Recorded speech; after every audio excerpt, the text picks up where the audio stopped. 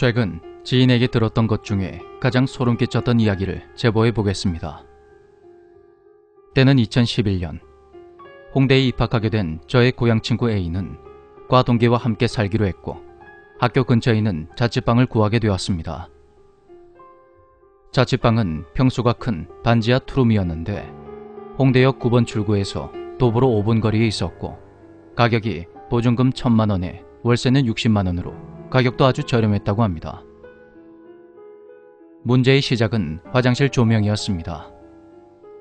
화장실 조명이 계속 꺼졌다 켜졌다를 반복했다는 것입니다. 전구를 새 것으로 몇 번이나 갈아 끼워봤지만 아무 소용이 없었답니다.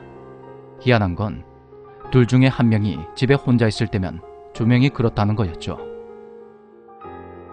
두 사람은 집이 오래되어서 그런가 보다 하고 더 이상 신경 쓰지 않았습니다. 그런데 그 일을 시작으로 해서 이상한 일이 점점 늘어났다고 합니다.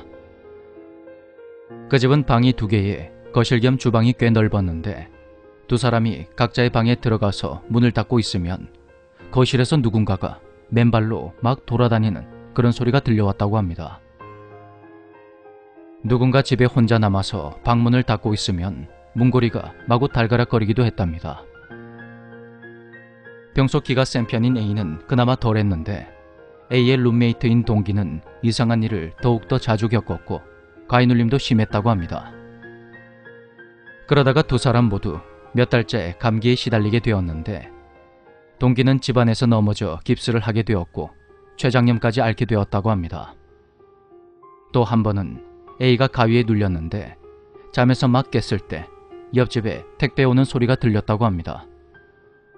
그런데 갑자기 몸이 굳어지면서 비닐 재질로 된 옷이 스치는 소리가 들리더니 누군가의 시선이 느껴졌다는 겁니다. 그리고 이리 와. 그런 소리가 들림과 동시에 누군가 A의 가슴팍을 꽉 누른 느낌에 숨이 막혀버렸고 A는 이를 악물고 발버둥을 쳐서 겨우 가위를 풀었다고 합니다. 매번 이런 이상한 일들이 반복되자 두 사람은 점점 지쳐갔고 심신이 극도로 약해져 갔습니다. 그러던 어느 날 동기가 다른 친구와 함께 우연히 무당집에 가게 되었는데 무당이 동기에게 대뜸 이러더랍니다.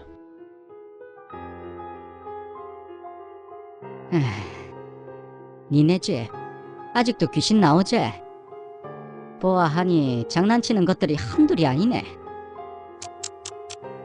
이사를 나가면 그것들도 따라가겠어. 무당의 말은 이랬습니다. 예전에 그 집에 살았던 사람 중에 집주인과 다투고 그곳을 떠난 후 원한을 품고 죽은 아줌마 귀신이 있는데 그 한 때문에 빈집에 머물러 있다고 합니다. 그러다가 A와 동기가 들어오니까 그 두 사람을 괴롭히며 다른 귀신들까지 그 집으로 불러대고 있답니다. 무당은 두 사람이 언제 어떻게 아팠는지를 전부 다 맞추면서 최대한 빨리 그 집에서 나가라고 했답니다. 동기에게 그 말을 전해 들은 A는 이사를 나가기로 하고 집을 알아보기 시작했죠. 그 무렵에 버티다 못한 동기는 다른 곳에서 지내게 되었는데 A가 집에 혼자 있으면 대문 밖에서 동기와 또 다른 친구의 목소리가 계속 들려왔다고 합니다. 그런데 막상 나가보면 아무도 없었다더군요. 두 사람은 그곳을 빨리 벗어나기 위해 사비까지 들여서 집을 꾸미게 되었고 3개월 만에 겨우 다음 세입자를 구해 계약까지 마치게 되었습니다. 이사를 나가기 며칠 전 A가 잠을 자며 꿈을 꿨는데 회색 티셔츠에 머리를 올려 묶은 어떤 아줌마가 창문을 뚫고 들어오더니 A의 목을 마구 졸랐다는 겁니다. 나가지 말랬지. 내가 나가지 말랬잖아. 그때 옆방에서 짐 정리를 하다가 잠이 든 동기는 가위에 눌리고 말았는데 모습이 제각각인 귀신들이 동기의 방으로 우르르 들어와서는 동기를 마구 때렸다고 합니다. 동기는 가위를 풀기 위해 버둥거리며 주기도문을 외웠는데 그러자 하늘에 계신 우리 아버지여, 하늘에 계신 우리 아버지여, 하늘에 계신 우리 아버지여. 그렇게 귀신들이 동기를 따라하며 더욱 세게 때렸다고 합니다.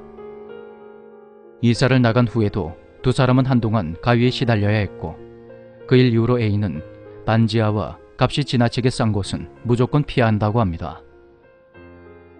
문제의 반지하 방은 홍대 쪽으로 가는 오르막길 근처에 있었는데 두 사람 바로 다음 세입자가 들어온 지 3개월 만에 집이 헐리고 새로운 상가가 들어섰다고 합니다.